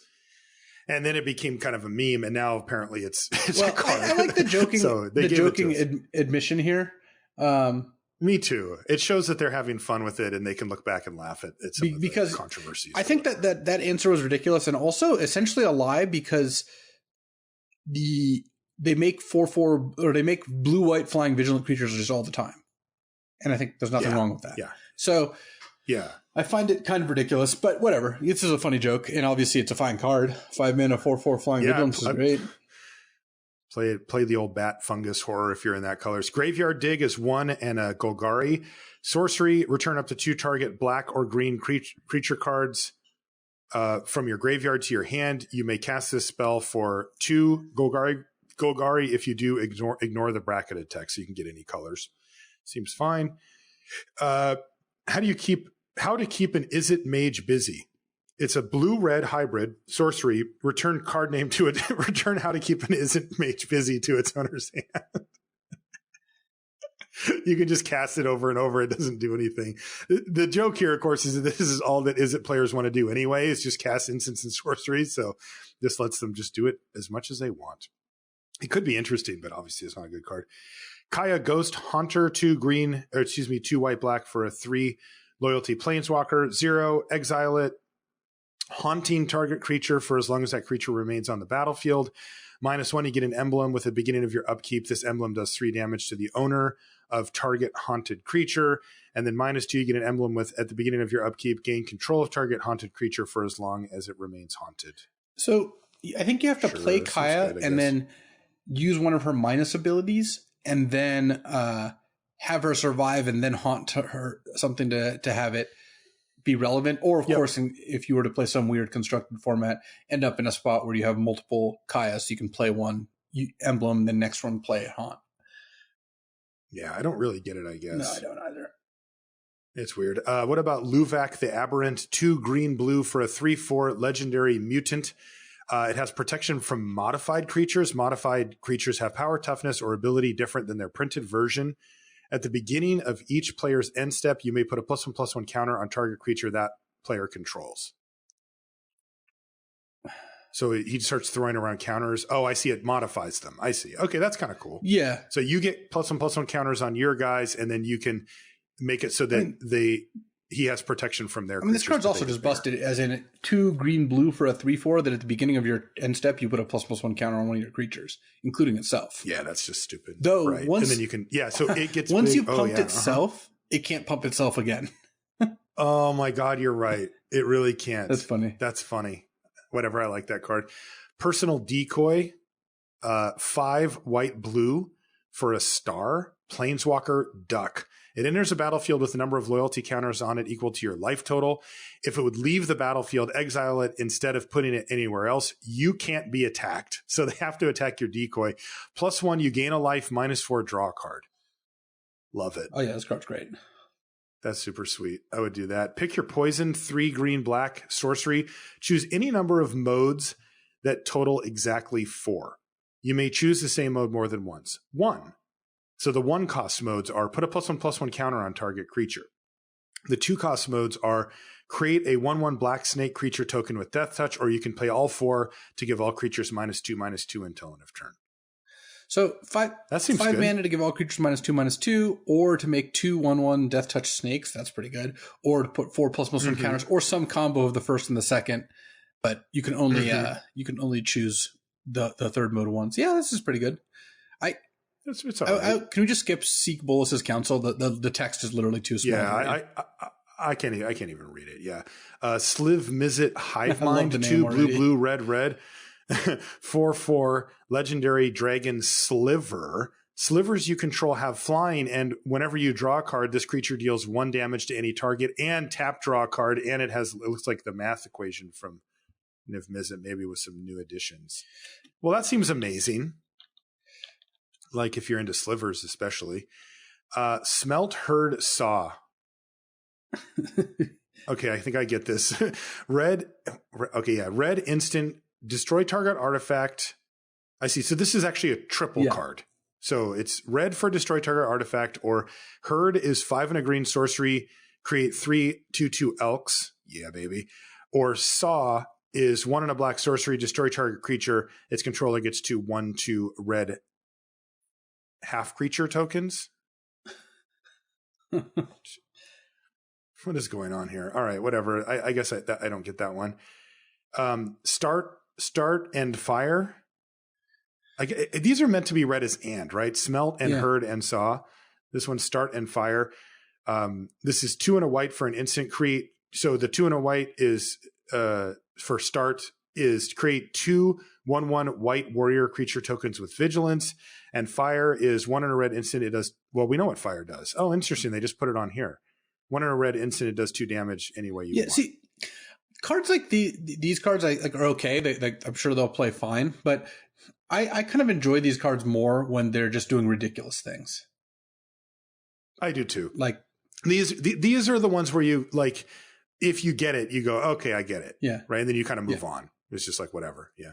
This one's called Slivdrazi Monstrosity. It's a colorless and then Wooburg. It's a legendary Sliver Eldrazi. Eldrazi you control are slivers in addition to their other types. Slivers you control have Devoid and Annihilator 1. Holy crap. And then 3 mana, create a 1/1 colorless Eldrazi Sliver creature token. It has sacrifice this, add colorless. Yeah, I mean, well, whatever. I mean, this is ridiculous if you could ever get it on the battlefield, but you can't. Wrath of Sod. What is this? It's basically path to exile all creatures. It's two green white for a sorcery. Put a mana bond counter on all creatures. They lose all other abilities and become lands with tap at 1 mana of this card's color. So basically, you turn all creatures in play into lands, which. What? Oh, I see. Okay, so you're turning them into lands. I get it. It's not actually that good because wrathing 2 of their creatures, I mean, it's okay. The problem is it's all creatures, so it's not like Winds of Abandon from Modern Horizons, right? Or Modern Horizons where you would like winds and just kill them. Casting this is symmetrical, and then they just get to untap and play. Yeah. Play something this big. is one that you mentioned before where it's top down, right? Like, what if somebody just said, well, what would Wrath of Sod be as they looked outside of the lawn? This is funny enough. And it's fun. Yeah. Zim, Mesmeric Lord, is 1 blue, black for a 3/4 flying death touch vampire wizard. It's legendary. When it enters the battlefield, target opponent chooses an order for the cards in their hand, then reveals them 1 by 1 until you say stop. That player then discards the most recently revealed card. Actually love this card because, first of all, that is amazing. I mean, it's a good rate flyer. You'll play it, whatever. But also, so yeah, it's a mind game. So imagine if you had, 3 cards in your hand, 1 really good card, 1 decent card, and 1 bad card. It's kind of interesting which order you put them in. And it's even more interesting when you have like a ton of cards in hand and your opponent has to decide how greedy they want to get. I love press your luck games. Totally. Yeah, that's great. Yeah, don't hit that whammy. A few artifacts here before we're done, and maybe a land or two. Chronobot, 2 mana, artifact creature construct. When it enters the battlefield, switch upkeep steps with target opponent for as long as it remains on the battlefield.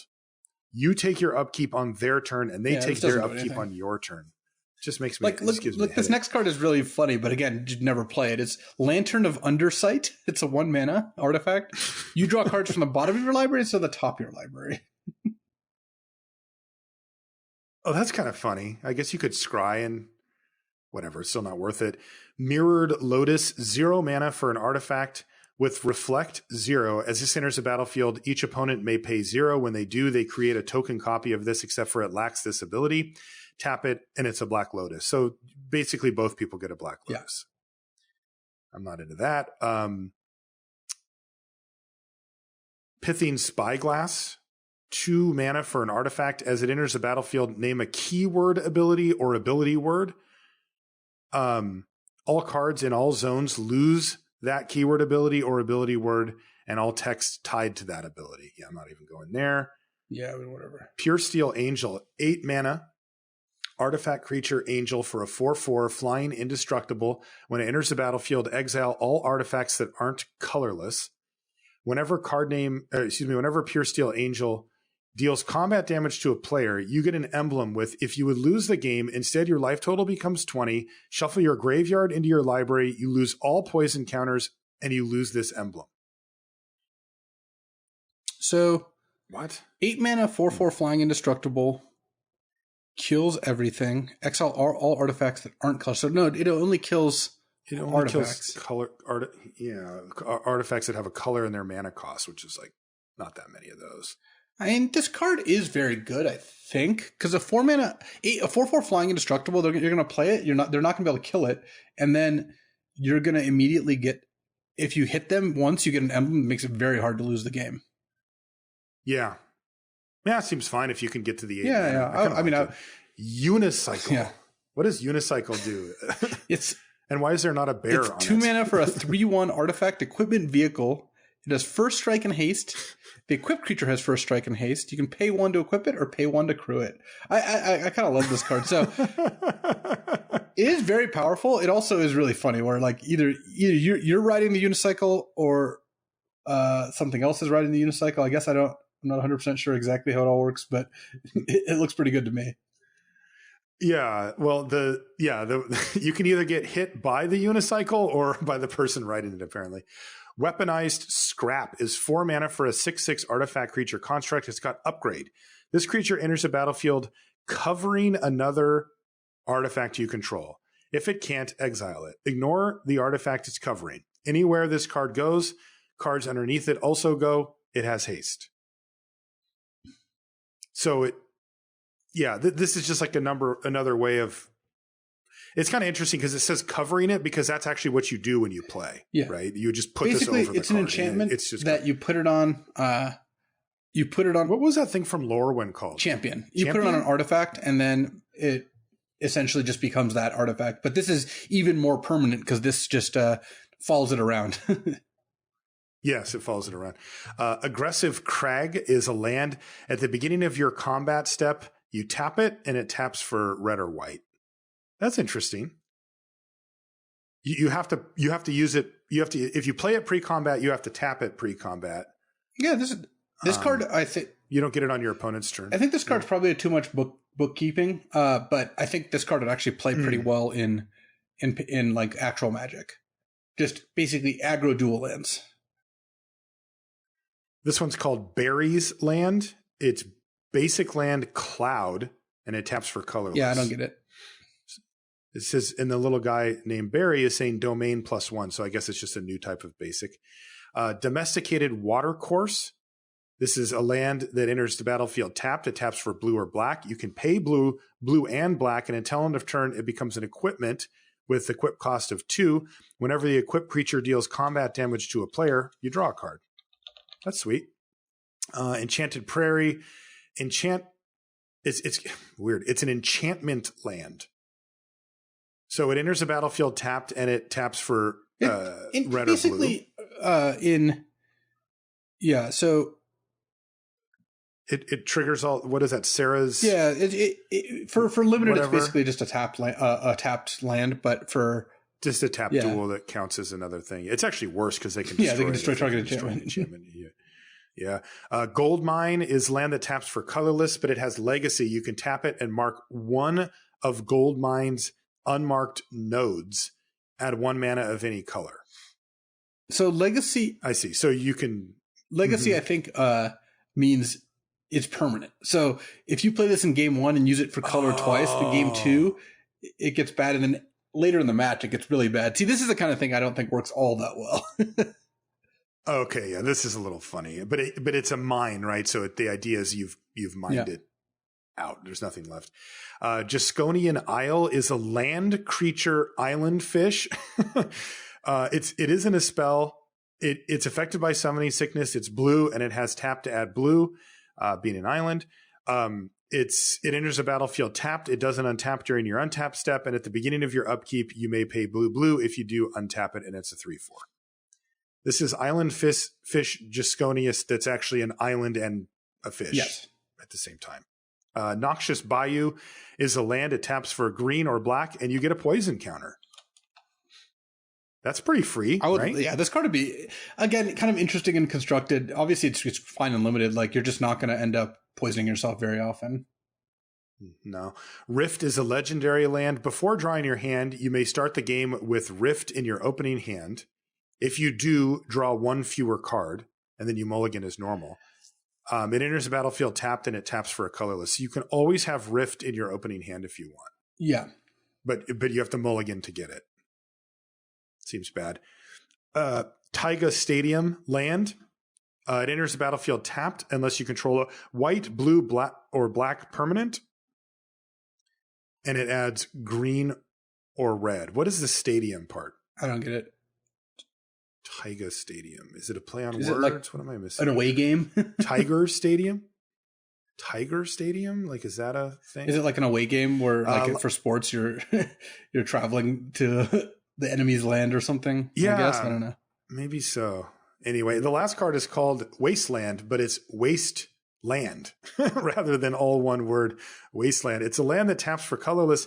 You can tap, sacrifice Waste Land, destroy target non-basic land. That land's controller creates a Wastes Land token that has tap and colorless. That's kind of funny. All right, that's it. That's the last card. We went through all of them. You can see what they're doing here, right? They're having a lot of fun. They're taking the gloves off. And the ones that we highlighted, you actually do want to play. There's some really good ones in here, some super, super powerful stuff. And then there's tons of nonsense that might be fun for other stuff, or just if you feel like goofing around, you can play. But I mean, if you're going to go to the shop and pay to play this thing, you may as well know which ones are good, right? Yeah. I think that there's a lot of stuff in here. It's also just fun to talk about. Like, part of how Magic cards work, right, is you play them. You put them in your deck, and you cast them, or your opponent casts them, and you have fun. But part of how they work is they're a piece of media. You consume them by reading it and thinking about it. Like, look, some of these cards elicited a chuckle or a laugh. Like, Wrath of Sod is funny. Sliv Mizzet Hivemind. These cards are funny. We got value out of them, even if we're never going to likely play with or against these cards. So it's kind of like reading a book in that sense. I have spent a ton of time reading D&D books for adventures I know I'm never going to play. And they're fun to read.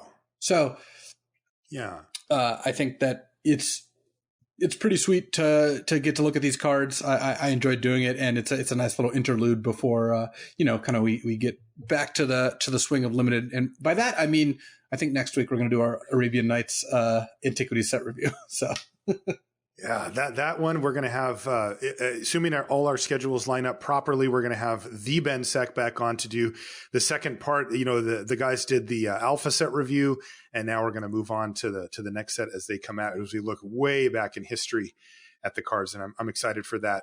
Ben's down in Australia, but I think we're going to be able to make it work And that should be fun. If you do want to play Mystery, by the way, you can get them at Magic Fest, and you'll have access to these cards that we just talked about. And as I mentioned before, if they show up at your local game store, you'll have foils in those places as well. And there are also foils that aren't otherwise in the set, so it's a whole nother sheet of cards. And I recommend it. I mean, the shortcut on it is if you like or are interested in Chaos Draft, then this is a great way to do it. Everybody that's played this has said it's really fun. I had fun doing it, and I've seen some absolutely absurd decks, and you'll really never see the same deck twice. You'll see archetypes, but not the same deck, not with 1,800 cards in this set. So give it a shot. Let us know what you think about it if you do end up playing it. It's kind of a special thing. It's not like you can just play it all the time, but I mean, I want to know. So check it out and let us know via social media or whatever. If you like it. Speaking of social media, you can find us. It's Marshall_LR for me, and Luis is LSV. You can find everything related to the podcast at lrcast.com. Don't forget to check out channelfireball.com starting on Friday, December 13th. 12 days of magical Christmas land. That means every single day there will be a new offer, and you can find discounts on stuff and all that kind of thing. So you'll want to go there every day leading up. And that'll give you maybe a little bit of extra value, which is kind of something we all need, isn't it? All right. So next week, hopefully, we'll have the Arabian Nights Antiquities set review. We'll see you then. Something that has kind of crossed my mind lately is kind of how to deal with a burnout or, taking a step back. Obviously, we've talked a bunch about this because this last Magic season ended. It was bad the whole way through from my perspective, and certainly it did not end on a high note. I basically got to spend a month seeing my shot at playing at Worlds or being in the MPL kind of fade as other folks got the results they needed to hit those marks. And these aren't thresholds; these are like top fours. So there's only 4 slots. Mm-hmm. It's not like everyone who gets 50 points get platinum. I got like 75 points, but the 4 people above me got more than that. So this was pretty frustrating to just, not hit the levels I wanted, right? Not get to compete at Worlds, not get to do the things that I had hoped to do. And, that was my goal to do. And kind of, I had been playing the whole year to try to do these things. That's not to say I deserve to do these things. And I think that's an important note. But either way, I kind of left the season feeling pretty down about it. And one thing that I think could be useful to take from that is it's okay to take some time off. I basically didn't play Magic since the Mythic Championship until Cube came back. And for me, Cube actually really helped a lot. Like I've streamed the last couple of days. I'll probably stream the next couple of days. I'll do more streams in December to January than I do most of the rest of the year combined, right? And part of that is I just love Cube, and it's a way for me to be like, yes, I do love Magic. I think Magic is awesome. I didn't, we even talked about this. I'll be upfront about it. Like I thought about taking a couple weeks off the show because I was like really not feeling it, right? Really feeling bummed about how everything went.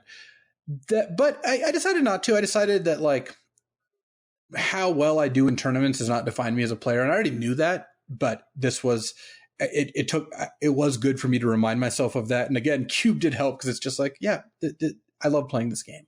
And if someone like me who's invested so much in this can end up hitting a point where I was not having fun, I can imagine it happens to just about everyone, right? At various points in times. And it doesn't have to be with Magic. It can be with your job. It can be basically anything. And I think dealing with it, while it can be tough, one thing you can do is try to figure out, like I was in a position to not have to play for a while, which I'm not always in because, I do still compete at tournaments. And if this was in the middle of a stretch of tournaments, then I guess I could not go to those tournaments. I have that option as well, but it would be harder to take time off. But for a lot of your hobbies or things you're doing, you can afford to take some time off of them because you don't have to do them. For your job, it's tougher. It is because most people aren't in a position to just like, I want to take 3 weeks off my job. I'm not suggesting that. But if you can find a way to give yourself a little breathing room, that can be really good. For me, that can be other games. Like I'm doing Eternal broadcast this weekend. I've been playing Hearthstone Battlegrounds. Like those things help a lot for me to kind of get back to the swing of things where it's like I'm enjoying the thing I'm doing and I want to be able to continue doing that without really focusing too much on the fact that like, yeah, things did end in a disappointing fashion. I'm not happy about that, but there's a lot more to this than just that. It's not, it's not just like at the end of the day, like, yes, I would have liked to do better. Really it's playing at Worlds that I'm bummed to miss, because it's just always my favorite tournament. But life goes on. I'll survive. I'll get to continue doing a lot of sweet stuff. And just because I didn't make it this year, well, I would say it means I'll make it next year. I don't really actually feel that's going to happen, but which is part of what was tough. I had a really good year this year, but totally. It's also in a very exclusive tournament. It's only 16 people. I don't deserve to play in it. And as much as I would have loved to do so, like I get that, I just didn't have good enough results to make it there. So for me, playing a bunch of Cube, jumping into the battlegrounds, these are ways that'll make me kind of enjoy what I'm doing and really be able to approach this with I think a better sense than just getting too wrapped up in like what I didn't get or what results I didn't hit, which, I'm going to try my best to get what I want, but it's not always going to work. And I actually do find that kind of this like toxic positivity culture. I really don't like when people are like, you can do anything you want if you set your mind to it, because people who say that tend to be people who have gotten the things they wanted, but that's just not how it works. I set my mind to this. I set my mind to doing well this year and, hitting these thresholds. I'm very good at Magic.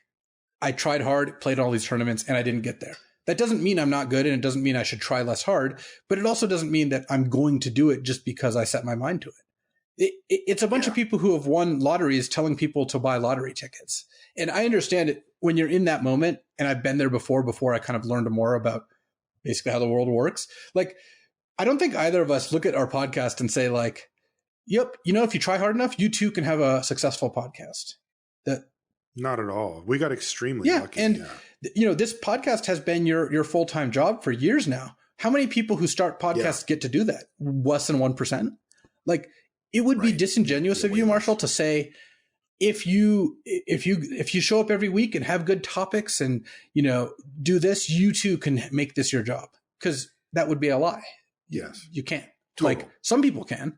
You can. There's plenty of people who are successful, like, professional podcasters. That does not mean that it is enough to try hard and do the, and you'll get there. And I don't want people to kind of, listen to that too much. And the reason I think it's just not good is because it's good to try hard and it's good to have goals, and all that stuff is good. What I don't want, though, is the end part, which is, and you too can achieve your dreams, because the reality is not everyone can get everything they want. And I don't want people who fail to feel like they are a failure, because those are two entirely different things. Look, if your goal is to be, if your goal is to be the most popular podcast in the world, you're just not going to get there. Sorry. Like, unless your name is Joe Rogan or whatever, that's not going to happen. But if your goal is to create something you're proud of and to cultivate listeners, in a community, I think just about everyone can get there. I'd be surprised if you couldn't find some people. It might not be 10,000. It might not even be 100. If you can find some people who enjoy what you're saying, or rather, you will be able to find some people who enjoy what you're saying. Like, I would be shocked if you ended up not doing so. So I basically want people to take away, if I can help even just a little bit, with, it's good to try, it's good to care. Part of why it hit me hard is because I do care so much, and I'm not going to apologize for it or stop caring. Like, if I didn't care about these things, I would do a worse job at them, and I would enjoy them less when I do win, when I do succeed, which I have had plenty of, right? I'm not saying I haven't. So I think it's really important to have passion and be invested, and just be aware that the kind of what part of what comes with that is, when you do have passion and you are invested, when you don't get there, which will happen, it's gonna feel bad.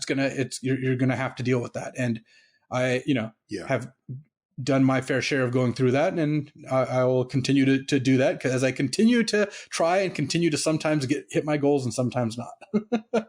So, yep. I don't know. It's a fun ride. I'm not getting off it yet.